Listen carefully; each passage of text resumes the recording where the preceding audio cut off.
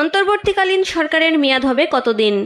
Nobel বিজয়ী অর্থনীতিবিদ doctor Mohammad ইউনূসকে প্রধান উপদেষ্টা করে আজ বৃহস্পতিবার শপথ নিতে যাচ্ছে অন্তর্বর্তীকালীন সরকার।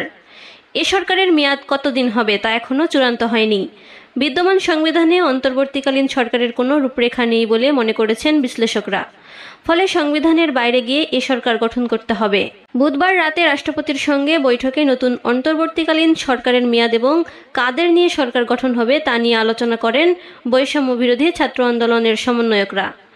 ওই বৈঠকে এ সরকারের মেয়াদ কমপক্ষে 3 বছর হওয়ার বিষয়ে তারা মত দেন। সংবিধানের 123 অনুচ্ছেদে বলা আছে, মেয়াদ অবসানের কারণে সংসদ ভেঙে যাওয়ার ক্ষেত্রে ভেঙে যাওয়ার পূর্বের 90 দিনের মধ্যে নির্বাচন করতে হবে। 123 অনুচ্ছেদে বলা আছে, মেয়াদ অবসান ছাড়া অন্য কোনো কারণে সংসদ ভেঙে যাওয়ার ক্ষেত্রে পরের 90 দিনের মধ্যে নির্বাচন করতে হবে। কিন্তু বর্তমানের অবস্থাকে বিশেষ পরিস্থিতি হিসেবে বিবেচনা করা হচ্ছে।